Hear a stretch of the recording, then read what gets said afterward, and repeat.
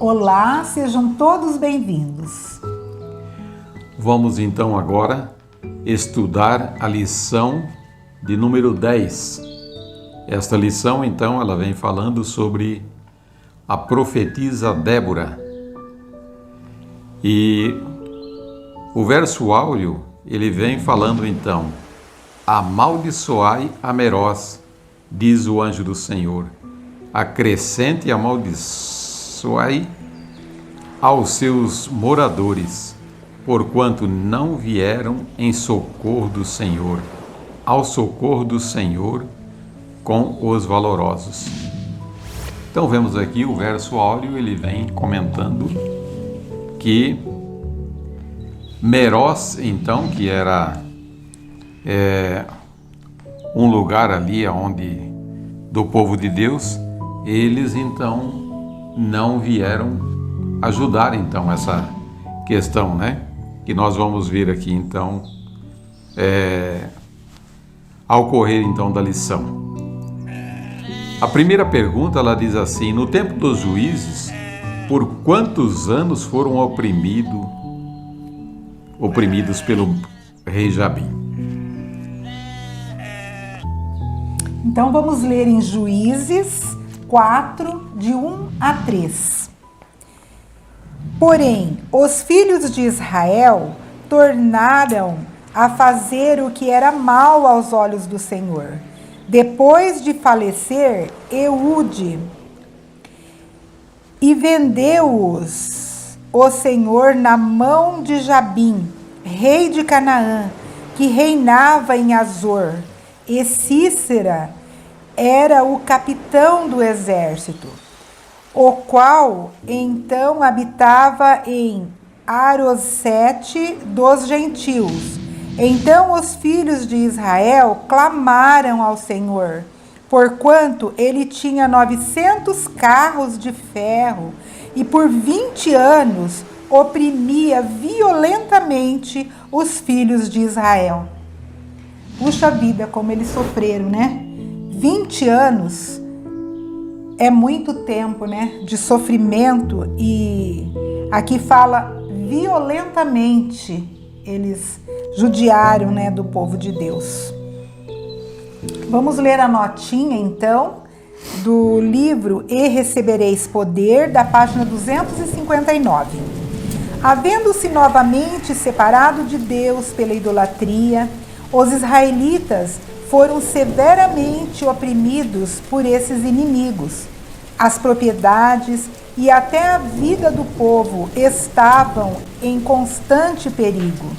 Por isso, as aldeias e as habitações isoladas foram abandonadas e o povo reuniu-se nas cidades muradas. As estradas principais não eram usadas e as pessoas iam de um lugar para o outro por caminhos poucos frequentados. Nos lugares em que se tirava água, muitos eram assaltados e até mesmo assassinados. E para aumentar a sua aflição, os israelitas estavam indefesos. Entre 40.000 homens, não se encontrou uma só espada ou lança. Então vemos aí a que ponto chegou então por causa da desobediência, né? Então, desobedeceram a palavra de Deus, né? Se tornaram idólatras, fizeram coisas erradas, e Deus então permitiu que eles ficassem nessa condição aí, debaixo da mão desse rei, né? Tudo ele tinha, vamos dizer, era muito forte esse reinado, e eles então não tinham nada, não conseguia ir contra eles, né? Então vemos que o povo de Deus então, para permanecer então firmes, eles têm que observar os mandamentos de Deus, e assim fazendo então as bênçãos acompanham, senão não. A segunda pergunta diz: que mulher era profetisa e juiz em Israel naquela época? Que mensagem o Senhor deu a ela. Então vamos ver no livro de Juízes 4, do 4 ao 7. E Débora, mulher profetisa, mulher de Lapidote, julgava a Israel naquele tempo. Ela assentava-se debaixo das palmeiras de Débora, entre Ramá e Betel, nas montanhas de Efraim. E os filhos de Israel subiram a ela a juízo, e mandou chamar a Baraque, filho de Abinoão, de Quedes de Naphtali, e disse-lhe: porventura o Senhor Deus de Israel não deu ordem, dizendo: vai e atrai gente ao monte Tabor, e toma contigo 10.000 homens dos filhos de Naphtali e dos filhos de Zebulon? E atrairei a ti para o ribeiro de Quizon. A Cícera, o capitão do exército de Jabim, com os seus carros e com a sua multidão, e a darei na tua mão. Isto então, a pergunta, né? Quem que era a profetisa? Vemos então aí que era Débora, né? Profetisa e juíza, né? E aí a segunda parte desta segunda diz: que mensagem o Senhor deu a ela? Então, a mensagem que, passados já 20 anos, eles agora se voltaram a obedecer o Senhor, né? E Deus então agora ia dar um livramento para eles, né? E aí então, por intermédio de Débora, ele dá então as instruções para ela, né? Para ela então falar com alguém, né? E aí então ela pega e segue as instruções que o Senhor Deus. E aí ela chama então, como nós sabemos, né, a Baraque, e pede para ele fazer isso, então, juntar o pessoal, né, 10.000 homens, e agora ir contra esse rei Jabim, então, né? Então vemos que quando se obedece, o que o Senhor faz? Então ele cuida dos seus filhos, né? E vamos então à leitura da nota. Durante 20 anos, os israelitas sofreram sob o jugo do opressor.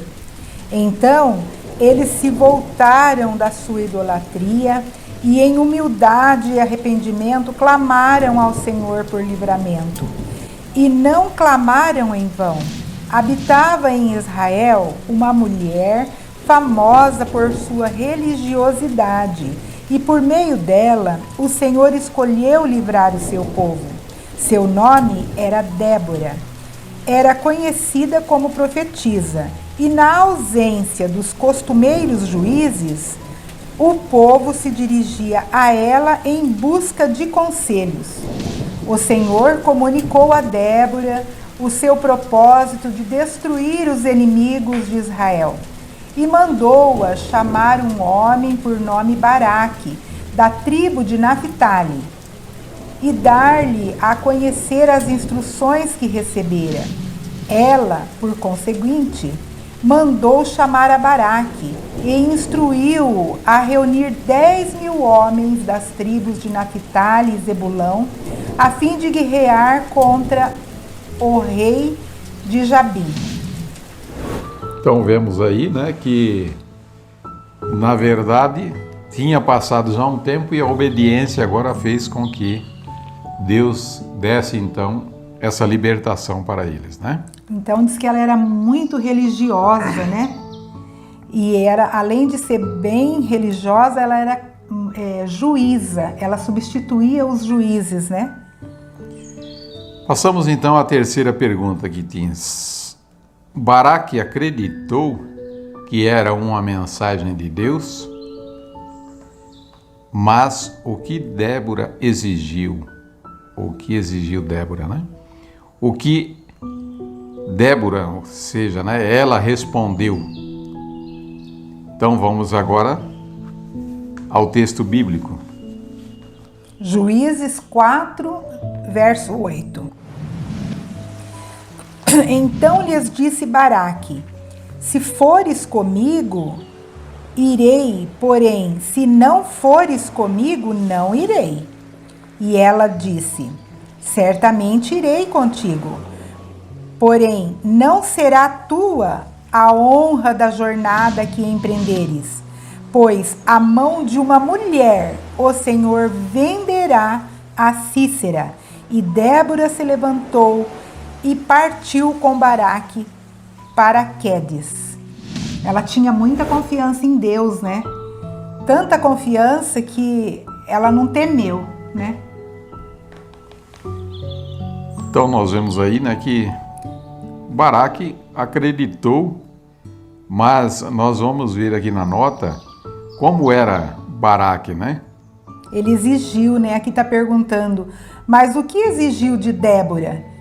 Que ele iria só se ela fosse com ele. E ela falou: eu vou. E a nota então vem explicando, né? Por que essa, vamos dizer, um pouco dessa dúvida que se encontra em Baraque, de que maneira ele era. Então a nota vai falar. Baraque sabia que os hebreus estavam dispersos, desalentados e desarmados, e conhecia a força e destreza dos seus inimigos. Embora tivesse sido escolhido pelo próprio Deus para libertar a Israel e recebido a garantia de que Deus estaria com ele e subjugaria os seus inimigos, era tímido e receoso. Ele aceitou a mensagem de Débora como sendo de Deus, mas tinha pouca confiança em Israel e temia que eles não obedecessem à sua vocação. E recusou envolver-se nesse empreendimento duvidoso, a menos que Débora o acompanhasse e o apoiasse seus esforços através da sua influência e conselho. Então nós vemos aqui que ele confiava também em Débora, né? Isso. Então nós vemos que ele diz aqui que era, vamos dizer, de espírito tímido e receoso, né? Então ele estava crendo que foi Deus que chamou ele para livrar, então, ou seja, para ser o dirigente, né? Mas ele falou: só vou se Débora, se você for, né, junto na batalha. E ela falou: eu vou. Só que aí ela fez uma predição até, né? Ela diz: bom, só o que vai acontecer é o seguinte, vamos dizer assim, eu indo, né, tendo isso daí, vai acontecer que não vai ficar para você, vamos dizer, o homem da vitória, né? Essa vitória, então, vai mostrar, vai caber, vamos dizer, uma pessoa, uma mulher. Embora fosse Deus que estava tendo a vitória, né? Estava dando a vitória para eles, mas então ela falou que seria uma mulher, então, que tiraria a vida, então, do rei. Passamos, então, à pergunta 4. Apesar da superioridade do inimigo, como se deu a vitória? Quem somente escapou? Entre quais nomes Paulo colocou o de Baraque? Então vemos agora as perguntas, né? Nós sabemos que diz que eles não tinham uma espada. 40 mil homens não tinham uma espada. Então, pouca condição eles tinham, vamos dizer, de lutar, né? Mas Deus então tinha dito agora para eles ir na guerra, né, para lutar com eles, e assim foi. E vamos ver agora como que aconteceu. Juízes 4, 10, 17. A 17. Então Baraque convocou a Zebulão e a Naphtali em Quedes, e subiu com 10 mil homens após ele, e Débora subiu com ele.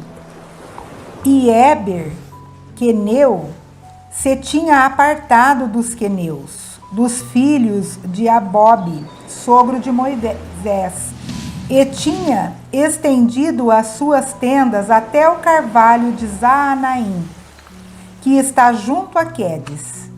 E anunciaram a Cícera que Baraque, filho de Abinoão, tinha subido ao monte Tabor.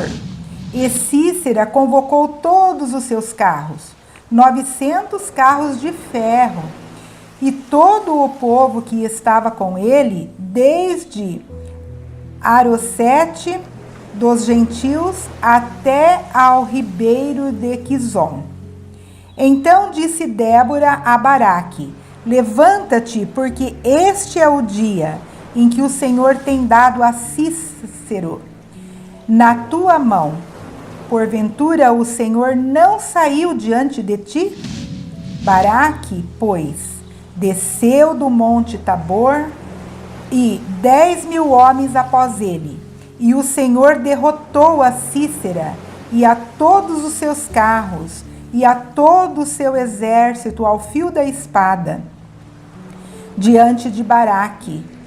E Cícera desceu do carro e fugiu a pé. E Baraque perseguiu os carros e o exército até Arosete dos gentios.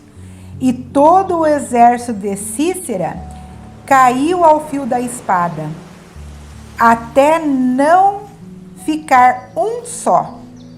Porém Cícera fugiu a pé à tenda de Jael, mulher de Éber, queneu.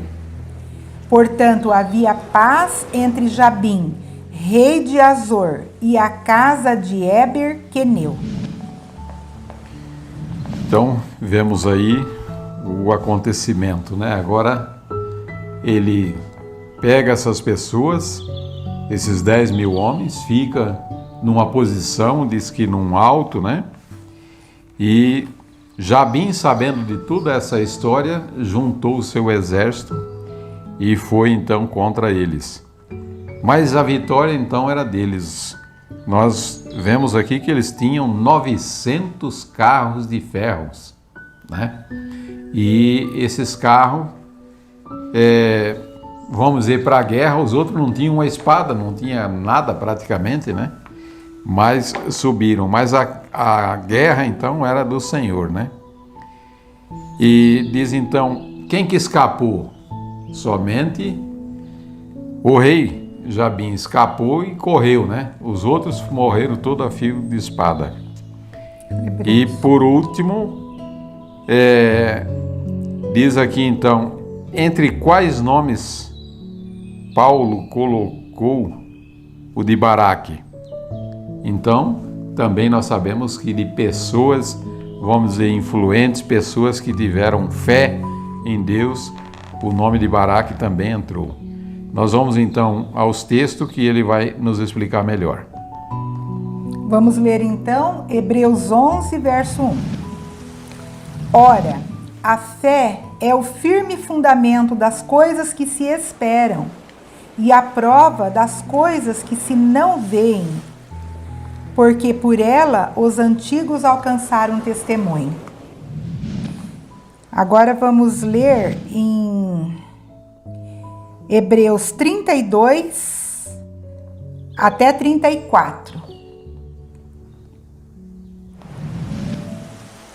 E que mais direi? Fartar-me-ia o tempo contando de Gideão e de Baraque e de Sansão e de Jefté e de Davi e de Samuel e dos profetas, os quais pela fé venceram reinos, praticaram a justiça, alcançaram promessas, fecharam a boca dos leões, apagaram a força do fogo, escaparam do fio da espada, de fraqueza tiraram forças, na batalha se esforçaram, puseram em fuga os exércitos dos estranhos. Que importante, então, nós vemos quando Deus faz algo, então, para o seu povo, né? Sendo obediente, então ele acabou livrando eles. Nós vemos que esses 900 carros, irmãos, diz que eles colocaram nas rodas de cada lado umas facas meia virada que aonde ele passasse, o que tivesse do lado ia cortando que nem uma roçadeira, cortando tudo. Então nós vemos que eles tinham praticamente toda certeza que iam vencer, né? Mas o que aconteceu então? Diz que os inimigos, eles ficaram de que maneira? Em pânico, ficaram com medo. E nós vemos que Baraque, ele estava num lugar alto e de repente ele disse, não, vamos ao encontro. Aí diz que ele foi na planície, né? Agora, por que ele fez isso? Porque o Senhor já tinha entregado ele nas mãos dele, né? Muito importante isso. Baraque convocou então um exército de 10.000 homens e subiu ao monte Tabor, como o Senhor havia ordenado. Cícera imediatamente reuniu uma força imensa e bem equipada, esperando cercar os hebreus e deles fazer presa fácil. Os israelitas olhavam com terror sobre o vasto exército espalhado na planície abaixo deles, equipados com todos os petrechos de guerra. Grandes facas em forma de foice foram fixadas nos eixos, de modo que os carros de guerra, ao serem conduzidos contra as fileiras do inimigo, haveria de cortá-los como trigo. Os israelitas se haviam estabelecido num local fortificado nas montanhas, a fim de aguardar uma oportunidade favorável para atacar. Animado pela certeza dada por Débora de que havia chegado o dia da assinalada vitória, Baraque conduziu seu exército pela planície aberta e ousadamente investiu contra o inimigo. O Senhor dos Exércitos guerreou por Israel, e nem a destreza bélica, nem a superioridade de homens e equipamento pôde resistir-lhes. Os exércitos de Cícera foram tomados de pânico. Só Deus poderia ter desbaratado o inimigo, e a vitória poderia ser única atribuída a ele. Então vemos aí, né? Ficaram em pânico e acabou então que foram todos desbaratados, né? A vitória então era do povo de Deus. Quinta pergunta diz: o que então se sucedeu na tenda de Jael? Assim como se cumpriu as palavras da profetisa Débora. Então vamos ler em Juízes 4:18. E Jael saiu ao encontro de Cícera e disse-lhe: entra, Senhor meu, entra aqui, não temas. Ele entrou na sua tenda e ela o cobriu com uma coberta. Então ele lhes disse: dá-me, peço-te de beber um pouco de água, porque tenho sede.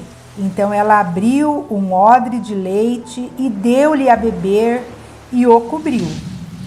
E ele lhes disse: põe-te à porta da tenda, e há de ser que se alguém vier e te perguntar: há aqui alguém?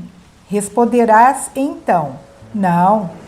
Então Jael, mulher de Heber, tomou uma espada da tenda e lançou mão de um martelo.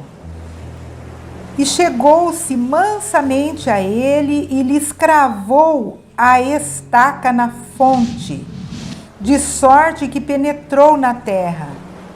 Estando ele, porém, num profundo sono e já muito cansado, e assim morreu. E eis que, seguindo Baraque a Cícera, Jael lhe saiu ao encontro e disse-lhes: vem, e mostrar-te-ei o homem que buscas. E foi a ela, e eis que Cícera já havia morto, com a estaca na fronte. Assim Deus, naquele dia, sujeitou a Jabim, rei de Canaã, diante dos filhos de Israel, e continuou a mão dos filhos de Israel a pesar e a endurecer-se sobre Jabim, rei de Canaã, até que exterminaram a Jabim, rei de Canaã.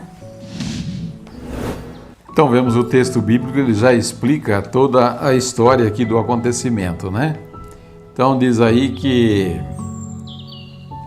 o único que escapou então foi Jabim. E ele desceu do carro, correu a pé, até ele chegar nesse lugar, na casa, nessa tenda, né? Na casa de Jael. De Jael. E agora então ele entra ali, ela põe ele para dentro, né? Chama ele, diz, pode ficar aqui dentro. E aí o que acontece? Ele então cansado, vamos dizer, da luta, e se deita lá então, e ela diz que cobre ele. Um pouco antes ele pede água, que estava com sede, bebe, e por causa da canseira então ele dorme. E quando ela descobre, quando ela chega à conclusão então que ele é dos inimigos do povo de Deus, então o que ela faz? Ela vai lá e acaba matando ele dormindo, né? Cumprindo o que Débora tinha falado, né? Lá atrás, para Baraque, diz, olha, eu vou, mas vai acabar sendo o quê? A vitória, quem vai concluir, matar o último lá, ou seja, o rei, né? Vai ser uma mulher. E assim, então, cumpre aqui a palavra dela, né? Jael, então, acaba fazendo esse trabalho. Mas, a princípio, Jael ignorou a identidade do seu visitante e resolveu dar-lhe guarida. Mas depois, ao saber que era Sísera, o inimigo de Deus e de seu povo, mudou de ideia. E enquanto ele jazia adormecido diante dela, Jael dominou sua natural relutância diante de um ato como aquele e o matou, cravando-lhe uma estaca na fonte e o prendeu na terra. Quando Baraque, em perseguição ao inimigo, passou por aquele caminho, foi convidado por Jael a contemplar o jactancioso capitão morto, a seus pés, morto pela mão de uma mulher. Então vemos que isto veio a cumprir o que Débora tinha falado, né? Passamos à pergunta número 6. Diz, por quanto tempo ficou o povo liberto? Como Débora comemorou a vitória? Então vemos aqui que o tempo então que eles ficaram libertos, a Bíblia então fala que foi por 40 anos. Vamos ler o texto então de Juízes 5, 1 ao 32.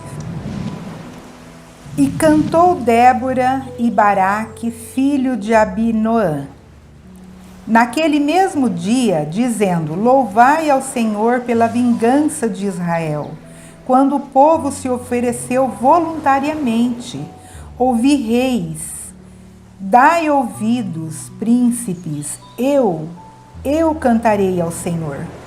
Salmodiarei ao Senhor, Deus de Israel. Ó Senhor, saindo tu de Seir, caminhando tu desde o campo de Edom, a terra estremeceu, até os céus gotejaram, até as nuvens gotejaram águas, os montes se derreteram diante do Senhor, e até Sinai diante do Senhor Deus de Israel. Nos dias de Sangar, filho de Anate, nos dias de Jael cessaram os caminhos, e os que andaram por veredas iam por caminhos torcidos. Cessaram as aldeias em Israel, cessaram, até que eu, Débora, me levantei, por mãe em Israel me levantei. E se escolhia deuses novos, logo a guerra estava às portas. Via-se por isso escudo ou lança entre 40.000 em Israel? Meu coração é para os legisladores de Israel, que voluntariamente se ofereceram entre o povo. Bendizei ao Senhor, vós que cavalgais sobre jumentas brancas, que vos assentais em juízo, que andai pelo caminho, falai disso. Donde se ouve o estrondo dos flecheiros, entre os lugares onde se tiram águas, ali falai das justiças do Senhor, da justiça que fez as suas aldeias em Israel. Então o povo do Senhor descia às portas. Desperta, desperta, Débora, desperta, desperta, entoai um cântico, levante-te, Baraque, e leva presos os teus cativos, tu, filho de Abinoão. Então fez dominar sobre os nobres entre o povo, aos que resta, fez-me o Senhor dominar sobre os poderosos. De Efraim saiu a raiz contra Amaleque, e depois de ti vinha Benjamim dentre os teus povos. E Malquir desceram os legisladores, e de Zebulão os que levaram a cana do escriba. Também os principais de Issacar foram com Débora. E como Issacar, assim também Baraque foi enviado a pé para o vale. Nas divisões de Ruben foram grandes as resoluções do coração. Por que ficaste tu entre os currais para ouvirdes os balidos dos rebanhos? Nas divisões de Ruben tiveram grandes esquadrinhações do coração. Gileade ficou além do Jordão, e de Dan, que se deteve nos navios, Azer se assentou na beira dos mares e ficou junto às suas baías. Zebulão é um povo que expôs a sua vida à morte, como também Naphtali, nas alturas do campo. Vieram reis, pelejaram, então pelejaram os reis de Canaã em Taanaque, junto às águas de Megido. Não tomaram despojo de prata, desde os céus pelejaram, até as estrelas desde os lugares dos seus cursos pelejaram contra Cícera. O ribeiro de Quizon os arrastou, aquele antigo ribeiro, o ribeiro de Quizon. Pisastes, ó minha alma, à força. Então os cascos dos cavalos se despedaçaram pelo galopar, o galopar dos seus valentes. Amaldiçoai a Meroz, diz o anjo do Senhor, severamente amaldiçoai aos seus moradores, porquanto não vieram ao socorro do Senhor, aos valorosos. Bendita seja entre as mulheres Jael, mulher de Éber, o queneu. Bendita seja entre as mulheres nas tendas. Água pediu ele, leite lhes deu ela. Em prato de nobres lhe ofereceu manteiga. A espada estendeu a sua mão esquerda, e ao martelo dos trabalhadores a sua direita, e matou a Cícera, e rachou-lhes a cabeça, quando lhes pregou e atravessou a fonte. Então os seus pés se encurvou, caiu, ficou estirado. entre os seus pés se encurvou. Caiu onde se encurvou. Ali caiu morto.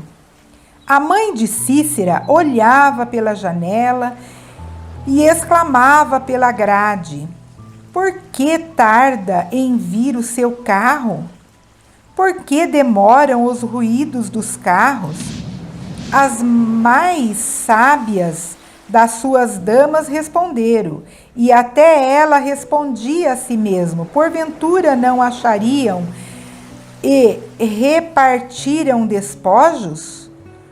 Uma ou duas moças a cada homem?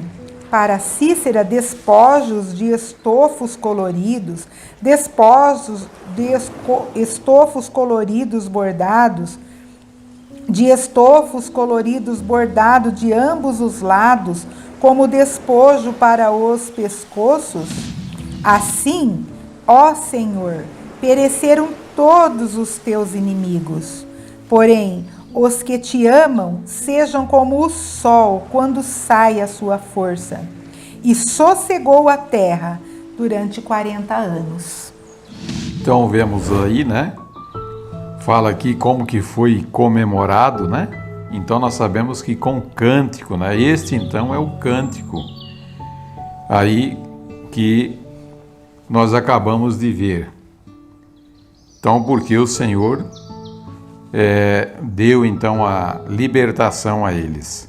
E vemos aqui que fala sobre Meroz. Meroz, então, quando precisou de auxílio, e auxílio a favor do Senhor, né, contra o inimigo, eles não vieram. E aí então diz que deveria ser amaldiçoado. Vamos ler a notinha, então, da sexta pergunta, que está no livro E Recebereis Poder, na página 259.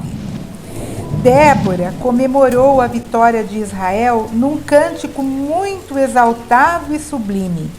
Ela atribuiu a Deus toda a glória do livramento deles e mandou que o povo o levasse por suas obras maravilhosas, louvasse por suas obras maravilhosas.